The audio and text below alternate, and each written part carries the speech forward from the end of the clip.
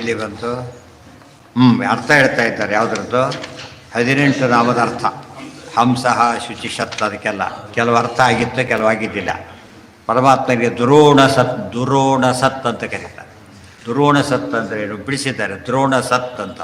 ದ್ರೋಣ ಅಂದರೆ ಏನು? ಧ್ವನಿಯೊಳಗೂ ಪರಮಾತ್ಮ ರೂಪ ಇದ್ದಾನೆ, ಧ್ವನಿ ಆಕಾರ ಬರೋದಿಲ್ಲ ಅದಕ್ಕೆ. ಅದನ್ನು ಹೇಳಕ್ಕೆ ಹೊರಟಿದ್ದಾರೆ. ಅದು ತಿಳಿಸ್ತಾರೆ ನೋಡಿ. ದುರೋಣ ಬಿಡಿಸಿ ಹೇಳಿರೋದು. ಆತ್ಮನ್ನಿ ಅತಿಥಿ ಅಂತ ಯಾತಕ್ಕೆ ಕರೆದರು? ಅದೇ ನಿಂತಿತ್ತು. ಅಂದರೆ ಅನ್ನ, ಅತಿ ಅನ್ನ, ಎಲ್ಲದೂ ಜಗತ್ತಿಗೆ ಅನ್ನ ಆಗಿರೋ ಪರಮಾತ್ಮ. ಅತ್ತ ಚರಾಚರಗಣ. ಮುಖ್ಯ ಅತಿಥಿ ಶಬ್ದ ಮುಖ್ಯವಾಗಿ ಯಾರನ್ನು ಹೇಳುತ್ತೆ? ದೇವರನ್ನು ಹೇಳುತ್ತೆ. ಅದಕ್ಕೆ ಅತಿಥಿಗಳಲ್ಲಿ ಅತಿಥಿಯ ರೂಪದಲ್ಲಿದ್ದು ಬರ್ತಾನೆ. ಆದ್ದರಿಂದ ಅತಿಥಿ ಶಬ್ದ ಕೂಡ ಭಗವದ್ವಾಚಕನೇ. ಯಸ್ಮಾದನ್ನಂ ಥಮುಚ್ಯತೆ ಸಾ ದ್ರೋಣಕಲಶೆ ಸೋಮೇ ಸ್ಥಿತಃ ಉಕ್ತೋ ದುರೋಣ ಸತ್. ಆ ದ್ರೋಣ ಕಲಶ ಇದೆ, ಅದರಲ್ಲಿ ಸೋಮರಸ ಹಾಕಿಟ್ಟಿದ್ದಾರೆ. ಅದಕ್ಕೆ ಅದು ಸೋಮರಸ ನಿಯಾಮಕನು ಪರಮಾತ್ಮನೇ. ಬಂದಿದೆ ಸೋಮೋ ಭೂತ್ವ ರಸಾತ್ಮಕ. ಎಲ್ಲಿದ್ದು? ಗೀತಾವಾಕ್ಯ. ಪುಷ್ಣಾಮಿ ಚೌಷಧಿ ಸರ್ವಾಹ ಸೋಮೋ ಭೂತ್ವ ರಸಾತ್ಮಕ. ಇದೆಲ್ಲ ಧ್ವನಿ ತೊಗೊಂಬ ಅಂತ ಹೇಳಿದರು. ಬರೀ ಧ್ವನಿ ತೊಗೊಂಬ ಅಲ್ಲ, ಸೋಮರಸ ಆ ಬಾಟ್ಲ ತೊಗೊಂಬ ಅಂದರೆ ತುಪ್ಪದ ಪಾತ್ರೆ ತೊಗೊಂಬ, ಹೀಗೆ ಅರ್ಥ ಅದಕ್ಕೆ. ಗೊತ್ತಾಯ್ತಾ? ಅದಕ್ಕೆ ದುರೋಣ ಅಂದರೆ ಒಂದರ್ಥ ದ್ರೋಣ ಧ್ವನ್ನೆ, ಇನ್ನೊಂದರ್ಥ ದ್ರೋಣದೊಳಗಿರತಕ್ಕಂಥ ಪದಾರ್ಥ. ಎಲ್ಲವೂ ಭಗವದ್ವಾಚಕನೇ. ಪೂಜ್ಯ ಪೂಜಕನು ತಾನಾಗಿ ಪೂಜಾ ಸಾಧನ ದ್ರವ್ಯದಲ್ಲೂ ಪರಮಾತ್ಮ ಇದ್ದಾನೆ. ಪೂಜ್ಯ ಪೂಜಕ ಪೂಜಾ ಸಾಧನ ದ್ರವ್ಯ ಮೂರು ಕೂಡ ಇರೋದೆಲ್ಲಿ? ಮತ್ತು ಅಧಿಷ್ಠಾನ ಎಲ್ಲದರಲ್ಲೂ ಭಗವಂತನೇ ಮುಖ್ಯವಾಗಿರೋದು. ಐಕ್ಯ ಇಲ್ಲ, ಅದು ತಿಳ್ಕೋಬೇಕು. ನೃಷಸ್ಥಿತಸ್ಥ ದೇವೇಶು ವರೇಶ್ವಪಿ ಸ ಏವತು. ಮುಂದಿನ ಪದ ಬಂತು ನೋಡಿ. ಅಲ್ಲೇನಿದೆ ಈಗ? ನೃಷತ್ ವರಸತ್. ನೃಷತ್ ಅಂದ್ರೇನು? ಮನುಷ್ಯರೊಳಗೆ ನೆಲೆಸಿರೋನು. ವಿದ್ಯಾವಿನಯ ಸಂಪನ್ನೆ ಬಂತಲ್ಲ, ಅಲ್ಲೂ ಪರಮಾತ್ಮನೇ ಇದ್ದಾನೆ. ಅತಿಥಿ ದೇವೋ ಭವ, ಅದಕ್ಕೆ ಅರ್ಥ ಆಯಿತು. ಋತರೂಪೇ ತಥಾ ವಿಶಸ್ತ ವೇದೇಶು ವರೇಶ್ವಪಿ ಸ ಏವತು. ದೇವತೆಗಳಲ್ಲೂ ತಾನಿದ್ದಾನೆ, ಮನುಷ್ಯರಲ್ಲೂ ತಾನಿದ್ದಾನೆ, ಮನುಷ್ಯರ ಶ್ರೇಷ್ಠರಲ್ಲೂ ತಾನಿದ್ದಾನೆ, ದೇವತೆಗಳ ಶ್ರೇಷ್ಠರಲ್ಲೂ ತಾನಿದ್ದಾನೆ. ಒಂದಲ್ಲ ಎರಡಲ್ಲ, ಶ್ರೇಷ್ಠತಮನಾಗಿದ್ದಾನೆ. ಋತರೂಪೇ ತಥಾ ವೇದೇ ವ್ಯೋಮಾಖ್ಯ ಪ್ರಕೃತಾವಪಿ. ವ್ಯೋಮಸತ್ ಋತಸತ್ ಇವೆಲ್ಲ ಹೇಳಿದರು. ಎಲ್ಲದರಲ್ಲೂ ಪರಮಾತ್ಮನೇ ಮುಖ್ಯವಾಗಿ ನೆಲೆಸಿದ್ದಾನೆ. ಅದಕ್ಕೆ ಹಂಸ ಮೊದಲು 18 ರೂಪಗಳ ಸಂಚಿಂತಿಸಿ ಲಾಂಛನನಾಹುದೇ ಫಲವಿದು ಬಾಳುವುದಕ್ಕೆ. ಎಲ್ಲವೂ ಕೂಡ ಭಗವದ್ ರೂಪವನ್ನು ಹೊಂದಿರತಕ್ಕಂಥ ಪದಾರ್ಥಗಳು. ಸ್ಥಿತಸ್ಥ ದೇವೇದೇಶು ಪರೇಶ್ವಪಿ ಸ ಏವತು ಋತರೂಪೇ ತಥಾ ವೇದೇ. ಋತ ಅಂದರೆ ವೇದಗಳು ಅಂತ ಅರ್ಥ ಇದೆ. ಋತ ಅಂದ್ರೇನು? ಇರೋದು ಅಂತ ಅರ್ಥ.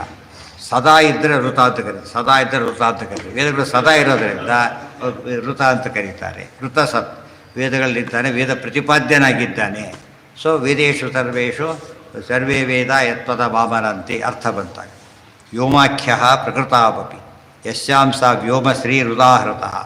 ವ್ಯೋಮ ಶಬ್ದಕ್ಕೆ ಮಹಾಲಕ್ಷ್ಮಿ ಅಂತ ಹೆಸರು. ಅವ್ಯಾಕೃತ ಆಕಾಶವಾಣಿ ದೇವತೆ ಆದ್ದರಿಂದಾಗೆ ಅವರೊಳಗೂ ಸ್ವಾಮಿಯಾಗಿ ನೆಲೆಸಿದ್ದಾನೆ. ಈಗ ಅನೇಕ ಅರ್ಥ ಬರೋದ್ರಿಂದ ಪ್ರತಿಯೊಂದು ಶಬ್ದ ಈ 18 ಎಕ್ಸಾಂಪಲ್ ತೊಗೊಂಡಿದ್ದಾರೆ ಅಷ್ಟೇ. ಎಲ್ಲೇ ತೊಗೊಂಡ್ರೂ ಕೂಡ ಮುಖ್ಯವಾಚಕ ಯಾರಾಗಬೇಕು? ಅದಕ್ಕೆ ವಾಚ್ಯ ಪರಮಾತ್ಮನೇ. ಅದನ್ನೇ ಸಮನ್ವಯಾಧ್ಯಾಯದ ಅರ್ಥ. ಇದಿಷ್ಟು ಕೂಡ ಬ್ರಹ್ಮಸೂತ್ರ ಭಾಷ್ಯ.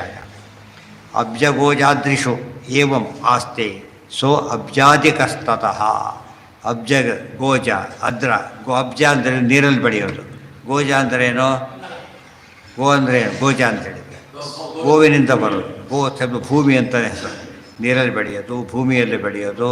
ಅದೇ ರೀತಿ ಅಜೇಶ್ವೇವ ವಾಸ್ತೆ ಸೋ ಅಬ್ಜಾದಿಕಸ್ತತ. ಅಬ್ಜ ರೂಪದಿಂದ ನೀರಲ್ಲಿ ಬೆಳೆಯೋ ಪದಾರ್ಥದಲ್ಲಿದ್ದಾರೆ.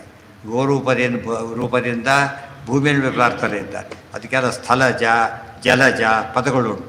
ಸ್ಥಳಜ ಹೂವುಗಳು, ಸ್ಥಳಜ ಹೂವುಗಳು ಅಂದರೆ ಯಾವುದು? ನೆಲದಲ್ಲಿ ಬೆಳೆಯೋವು. ಜಲಜ ಹೂವುಗಳು ಅಂದ್ರೇನು? ಕಮಲಾದ ನೆಲದ ಹೂವುಗಳು. ಆಮೇಲೆ ಒಲ್ಲಿ ಅಂದರೆ ಬಳ್ಳಿಯಲ್ಲಿ ಬೆಳೆಯೋದು, ಕೆಲವು ವೃಕ್ಷಗಳಲ್ಲಿ ಬೆಳೆಯೋದು. ಸಂಪಿಗೆ ಹೂವು ಏನೊಂದು ಮರ, ಅದು ಮಲ್ಲಿಗೆ ಹೂವೆಲ್ಲ ಇದು ಬಳ್ಳಿಗಳು. ಎಲ್ಲದರಲ್ಲೂ ದೇವರಿದ್ದಾನೆ. ಅದ್ರಿ ಬೆಟ್ಟದಲ್ಲಿ ಬೆಳೆಯೋದು. ಇವೆಲ್ಲ ಎಲ್ಲಿ ಬೆಳೆಯುತ್ತೆ? ಕೆಲವೆಲ್ಲ ಬೆಟ್ಟದಕ್ಕೆ ಹೋಗ್ಬೇಕು, ಎಲ್ಲರೂ ಬೇರೆ ಕಡೆ ಬೆಳೆಯೋದು, ಬೆಟ್ಟದಲ್ಲೇ ಬೆಳೆಯೋದು. ಈ ಕಾಫಿ ಕೂಡ ಎಲ್ಲಿ ಬೆಳೆಯೋದು? ಇಳಿಜಾರು ಸ್ಲೋಪಿ ಇರಬೇಕಾದ್ರೆ ಇದರಲ್ಲಿ ಬೆಳೆಯೋದಿಲ್ಲ. ತುದಿಯಲ್ಲಿ ಬೆಳೆಯೋದು ಬೇರೆ, ಸ್ಲೋಪಲ್ಲಿ ಬೆಳೆಯೋದು ಬೇರೆ, ಕೆಳಗೆ ಬೆಳೆಯೋದು ಬೇರೆ. ಎಷ್ಟು ವೆರೈಟಿಗಳೇ. ನಮಗೆ ಎರಡೆರಡು ಜ್ಞಾನ ಬರುತ್ತೆ. ಈಗ ಎಷ್ಟು ವೆರೈಟಿ ಇವೆ ಅಂತ ಒಂದು ಜ್ಞಾನ, ಎಲ್ಲದಕ್ಕೂ ದೇವ್ರ ಕಾರಣ ಇನ್ನೊಂದು ಜ್ಞಾನ. ಆಯಾ ಪದಾರ್ಥ ಬೆಳೆಯೋ ಜಾಗ, ಇದು ಎಲ್ಲಿ ಬೆಳೆಯೋ ರೀತಿ ಎಲ್ಲ ತಿಳ್ಕೊತಾ ಹೊರಟ್ರೆ ಜ್ಞಾನ ಏನಾಗುತ್ತೆ, ವಿಶಾಲವಾಗಿ ಬರುತ್ತೆ. ಕಡಲೆ ಬೇಳೆ ಅಂತೀವಿ, ಕಡಲೆ ಹಿಟ್ಟು ಅಂತೀವಿ, ಎಷ್ಟು ಡಿಫ್ರೆನ್ಸ್ ಬಂತೀಗ. ಕಡಲೆ ಹಿಟ್ಟು ಮೈಸೂರು ರೂಪಾಯಿ ಕಡಲೆ ಬೇಳೆ ಕೊಟ್ಬಿಟ್ಟ, ಕೊನೆಯ ಮೂಮೆಂಟಲ್ಲಿ ತನಗೆ ಮಾಡೋಗೋ ಇಲ್ಲ. ಕಡಲೆ ಹೌದದು, ಬಟ್ ಅದು ಉಳಿಸೋದು ಬರೋದಿಲ್ಲ. ಕೆಲವು ಕೇಳಿದ ಕಡಲೆ ಹಿಟ್ಟು ಕೊಟ್ಬಿಟ್ಟ, ಅದು ಬೇಕಿಲ್ಲ, ಇದ್ರ ಮಾಡಬೇಕು, ಕಾಳು ಮಾಡಬೇಕಾಗಿದೆ. ಕಡಲೆ ಹಿಟ್ಟು ಕೊಟ್ಟರೆ ಕಾಳು ಮಾಡ್ಲಿಕ್ಕೆ ಬರೋಲ್ಲ. ಅರ್ಥ ಆಯ್ತಾ ಈಗ? ಅಲ್ಲೇ ಸೂಕ್ಷ್ಮ ವ್ಯತ್ಯಾಸ ಇದೆ. ಎಲ್ಲದರಲ್ಲೂ ಮತ್ತೆ ಪರಮಾತ್ಮ ಇದ್ದಾನೆ. ಅನುಸಂಧಾನ ಬಂದು ನಾವು ಕಡಲೆ ಹಿಟ್ಟು ಕಡಲೆ ಬೇಳೆ ವ್ಯತ್ಯಾಸ ಗೊತ್ತು. ಒಳ್ಳೆ ರೂಪಗಳು ಚಿಂತನೆ ಮಾಡಿ ಐಕ್ಯ ಚಿಂತನೆ ಮಾಡಕ್ಕೆ ಬರಬೇಕು, ಅದು ಬರೋದಿಲ್ಲ, ಅದು ಪುಣ್ಯ ಬರೋದಿಲ್ಲ. ನಂಬರ್ 1 ಚಿಂತನೆ ಆಗಲಿಲ್ಲ. ಕಡಲೆ ಹಿಟ್ಟು ಅಂತ ಕರೀತಾರೆ, ಅದು ಸಾತ್ವಿಕ ರಾಜಸ ಜ್ಞಾನ. ಕಡಲೆ ಹಿಟ್ಟನ್ನು ಏನೋ ಕರೀತಾರೆ, ತಾಮಸ. ಅದು ಕಡಲೆ ಹಿಟ್ಟನ್ನು ಈ ಪರಮಾತ್ಮನ ಅಭಿಮಾನಿ ರೂಪದಿಂದ ಕೂಡಿದ್ದಾನೆ ಒಬ್ಬ ದೇವತೆ ಅಂದರೆ ಇನ್ನೂ ಜಾಸ್ತಿ ಆಯಿತು. ಭಗವದ್ ರೂಪ ಹೇಳಿಬಿಟ್ರೆ ಅಲ್ಟಿಮೇಟ್, ಹಾಗೆಲ್ಲ ಗೊತ್ತಿದೆ ಅಂತ ಗೊತ್ತಾಯ್ತಾ? ಹಾಂ, ಹಾಕಿ ಕಳಿಸ್ಕೊ, ಎಣ್ಣೆ ಹಾಕಿ ತುಪ್ಪ ಹಾಕ್ಬಿಟ್ಟು ಪಾಪ ನಿಂತೋಗಲ್ಲ. ಗೋಜ, ಗೋ ಅಂದರೆ ಭೂಮಿಯಲ್ಲಿ ಬೆಳೆಯವು, ನೀರಲ್ಲಿ ಬೆಳೆಯವು, ಗೊತ್ತಾಯ್ತಾ? ಬೆಟ್ಟದಲ್ಲಿ ಬೆಳೆಯವು, ಬೆಟ್ಟದ ತುದಿಯಲ್ಲಿ ಬೆಳೆಯವು. ಎಷ್ಟು ವೆರೈಟಿಗಳಿದೆ. ಅದಕ್ಕೆ ಆಚಾರ್ಯ ಮಧ್ವದಲ್ಲಿ ಬರ್ತದೆ, ಪ್ರತಿನಿತ್ಯ ಕೂಡ ಆಚಾರ್ಯರು ಸ್ಥಳದಲ್ಲಿ ಹುಟ್ಟಿದ ಹೂವುಗಳನ್ನು, ನೀರಲ್ಲಿ ಹುಟ್ಟಿದವುಗಳನ್ನು ಹಾಕ್ತಾಯಿದ್ರು. ಅರ್ಥ ಏನದಕ್ಕೆ? ಇದು ಕಮಲ ಎಲ್ಲ ಹೂವುಗಳು ಪೂಜೆ ಬರ್ತಿತ್ತು ಅಂತ ಅರ್ಥ. ಎಲ್ಲ ವೆರೈಟಿಗಳು. ಇದು ನಮಗೆ ಸ್ವಾರಸ್ಯ ಗೊತ್ತಾಗುತ್ತೆ. ಒಂದು ಹೂ ಹಾಕಿದ್ರೆ ಎಲ್ಲ ಹೂವಿಗೆ ಹಾಕಬೇಕು ದೇವರಿಗೆ. ಒಂದು ಹಾಕಿಬಿಟ್ರೆ ಸಾಕಲ್ಲ, ಎಲ್ಲವೂ ದೇವರಿಗೋಸ್ಕರ ಬಂದರೆ ದೇವರಿಗೆ ಹಾಕಬೇಕು ಅಂತ ಅರ್ಥ. ಭೂಮಿ ಬೆಳೀತಿರೋದು ನಮಗೋಸ್ಕರ ಬೆಳೀತಾ ಇಲ್ಲದು, ದೇವರಿಗೆ ಅಂತ ಬೆಳೀತಿರೋದು. ಅದನ್ನೇ ದೇವರು ಆಮೇಲೆ ತೊಗೊಂಡ್ರೆ ಪ್ರಸಾದ ಆಗುತ್ತೆ. ನಾವೇ ತೊಗೊಳ್ಳಾಗಿಲ್ಲ, ಪ್ರಸಾದ ಆಗೋದಿಲ್ಲ. ನಾವು ಬೇರೆ ಹೇಳಿದಾಗ ನಾನೇ ಪೂಜ್ಯ ಅಂತ ಆಗಿಬಿಟ್ಟು ಇವೆಲ್ಲ ತಿಳಿತಾ ಹೋದಂತೆ ಜ್ಞಾನ ಭಾಳ ವಿಶಾಲವಾಗೋದು ಸ್ಪಷ್ಟ. ಎರಡೆರಡು ಬಿಲ್ಡಿಂಗ್ ಬರೀ ಸೈಟಲ್ಲಿ ವಾಸ ಮಾಡ್ಲಿಕ್ಕೆ ಬರೋಲ್ಲ, ಗೊತ್ತಾಯ್ತಾ?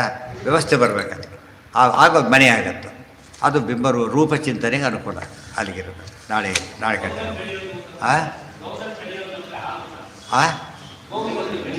ಅದು ಆಗುತ್ತೆ, ಅದು ಆಗುತ್ತೆ. ಮುಖ್ಯವಾಗಿ ಅಂತ ಇಲ್ಲಿ ಅಂತ ಬಂದಿರೋದ್ರಿಂದ ಅಲ್ಲಿ ಬರೋದು ಬೆಳೆಯೋದಲ್ಲ, ಆ್ಯಕ್ಚುಲಿ ಒಳಗಿದ್ದು. ಇದಾದರೆ ಡೈರೆಕ್ಟ್ ತೊಗೊಂಡ್ರೆ ಭೂಮಿ, ಪರಂಪರೆಯ ತೊಗೊಂಡ್ರೆ ಬೇರೆ ತೊಗೊಳ್ಬೋದು. ಹಾಲು ಹೌದು ಅಲ್ಲ ಅಂತ ಹೇಳಲಿಲ್ಲ, ಬಟ್ ಡೈರೆಕ್ಟ್ ತೊಗೊಂಡ್ರೆ ಅರ್ಥ ತೊಗೋಬೇಕು.